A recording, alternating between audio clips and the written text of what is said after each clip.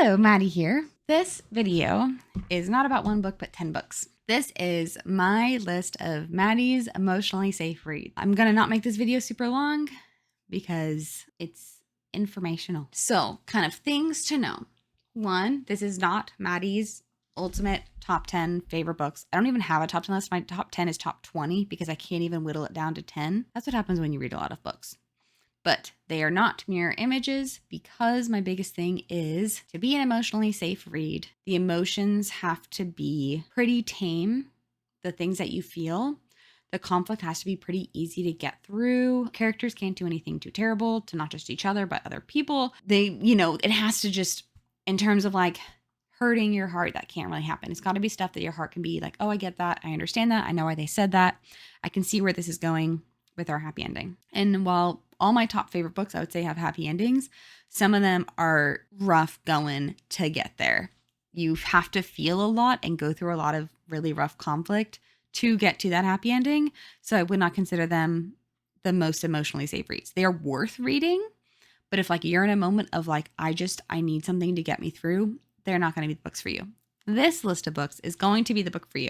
So we're going to go through each book. I highly recommend reading the blog that goes with this because it goes a little bit more into these answers of like, what's emotionally safe read? Why are these not in my top 10 or my top 20? Things like that. It goes a little bit more in depth. I just kind of want to give you these titles. And like I said, go to my blog because my blog will have links to all the Goodreads. I love Goodreads. Use Goodreads to find good books. So I guess let's start with number 10. This is not the perfect order. It's only an okay order.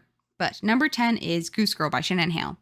This book is in my top favorite books. It's really good. It is number 10. I remember why.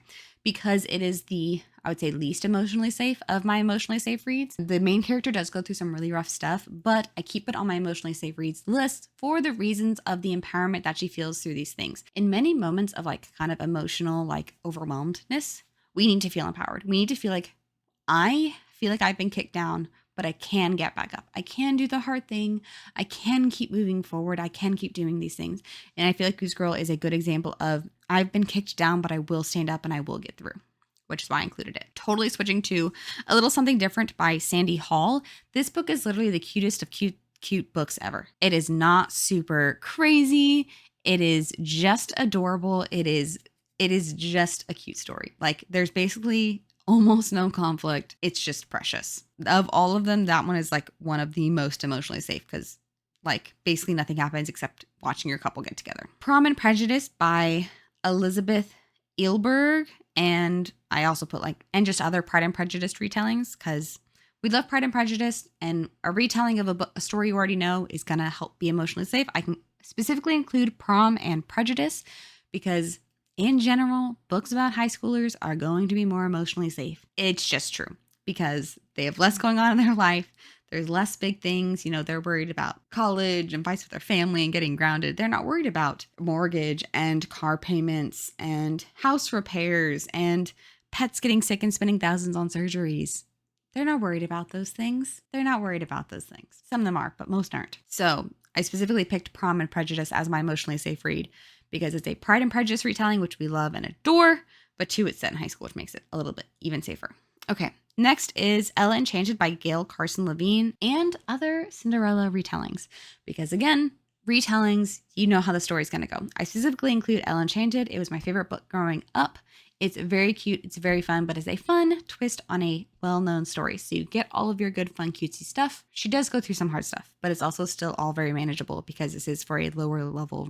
It's for a lower reading level. So it's definitely not super traumatic or anything like that. Next is Enthusiasm by Polly Schulman. This book, I don't know why this book has such a hook on me, but I love this book. I think it is so cute. I think it is so fun. It's so good. Highly recommend it. It has a blog, it has a video. A lot of these have blogs and videos, which if you read the blog about this video, you will see it has links to just all of the things because I love my links. And Enthusiasm by Polly Schulman is it's one of those books. I think I like it because it's a reminder that like we feel a lot of things, but we often can almost blind ourselves to our worth and our value by being like, oh, but I have too much of whatever. I feel too whatever. I am too whatever. and look at that other person. She's prettier, she's funnier, she's more talented, she's whatever. And we often can kind of put ourselves down. And even if we're like, I'm not terrible, but she's better, that's still a way of like just viewing yourself as lesser. And I feel like this book does a good job of kind of building you up. Dungeons and Drama by Christy Boyce. We also like Dating and Dragons. It's very good. But of the two, I'd say Dungeons and Drama is more emotionally safe, but they are both very emotionally safe. They're very cute. They're nice and nerdy if you love your nerdy things, because they're dungeons and drama, like romances. And they're super cute and they're super fun. They're quick reads and they will just leave you feeling all happy and smiling at the end. Next, I Am Not Charlotte Lucas by Casey Stockton. I love this book. I read it pretty recently for the first time. And I love it because if you know Pride and Prejudice, you know who Charlotte Lucas is. And Charlotte Lucas is kind of like doomed to live. She's a mediocre person doomed to live a mediocre life with a mediocre husband and a mediocre family. And this is a book saying, no, I may be named Charlotte Lucas, because I'm pretty sure like her middle name is Lucas or something. But like her name is basically Charlotte Lucas. And she's like, I'm not her. I'm not her. I'm not her. And the thing is, she is living a mediocre life. And she seems to be okay with that. But like deep down, she's not okay with it. But like, it's this whole realizing she is just made for more and worthy of more. And I'm not Charlotte Lucas, gosh darn it. And it's really good and it's really cute and I love it. And just we're worthy of things even that we don't feel worthy of. And I feel like in emotionally rough moments, that's kind of what we need to hear. So you're worthy. And this is a book that helps you see that. Next is A Countess Below Stairs by Eva Ibbotson. We know I love A Countess Below Stairs. It is one of my all-time favorite books. I've talked about it so many times in so many different videos because while it has its own video, it gets brought up in other videos because I love it so much. It's cute. It's fun. It is literally laugh out loud hilarious. It has the ending no one will ever see coming, but it's honestly the ending you need to like, because there is some heaviness because it's a Russian family that's got kicked out of their house during World War I and like all of that nonsense. And Englishman coming back to his family home after World War I. And it's like, there was some heavy stuff in there, but it's like just getting to know people and love people and like meet them where they are and just like allowing life to be silly and crazy and still ending up with the one you love. So Countess Below Stairs, we're here for it. Number 2 is The Truth About Forever by Sarah Dessen. We love Sarah Dessen. She will not ever make it onto my list of guaranteed emotionally safe authors for a couple of books that she's written, specifically 2 books. I want to do a video on those 2 books because the rest of her books are pretty good. They're, I would say, decently emotionally safe, but she has 2 books that are like so not emotionally safe. And so she will never be a guaranteed emotionally safe author, but she has a couple of really good books. And I'm picking what I feel like is the most emotionally safe, which is The Truth About Forever. It also happens to be the first book I ever read by her, which I read in high school, which is just so wild. And I've read so many of her books since, but it's one of my favorites. And it's got one of my favorite male characters, like male love interests, and just like the found family and the kind of building herself back up through the things that are going on in her life. So Truth About Forever by Sarah Dessen, very good book, 10 out of 10 would recommend. Also, a fun thing about Sarah Dessen is you see her characters pop up in each other's books. Like their stories aren't intertwined, but she'll be like, oh, there was this couple, but she'll describe the couple that you're like, oh, that's that couple from that other book. And I love it and we're here for it. Last, certainly not least, well, actually number 1, because we went 10 to 1. Number 1 is Edenbrooke by Julianne Donaldson.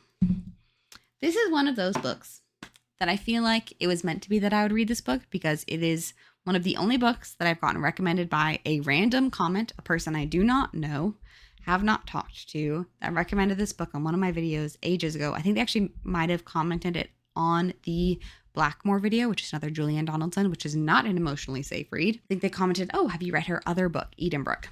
Oh, I love Edenbrooke. It's so good. I'm working on the blog that's going to go along with this video, and like it made me like reread the last like fourth of this book because I was like, this is so cute. And I forgot about so many moments and I'm like, oh, that was so cute. And that was so fun. And I love that. And I love that. And I love that. And I love that. So Edenbrooke, Julianne Donaldson gets number 1 on Maddie's emotionally safe reads. Maybe I'll like once a year or every couple years, I'll update this list for y'all. But that is just a quick guide to you need a book to pick up right now. Here are 10 books for you that have the Maddie guarantee, emotionally safe. You will feel warm and fuzzy at the end of them. So if you read any of these, please let me know. Like, comment, and subscribe. I always like to hear from you guys. And I hope that these books are helpful to you on a very rough day. So with all of that. I hope you have a great rest of your day. Hope you have a great night, great week, great weekend, great month, great year. I hope you have all the greats because you're truly worthy and deserving of them. So until next time, sit down. Bye.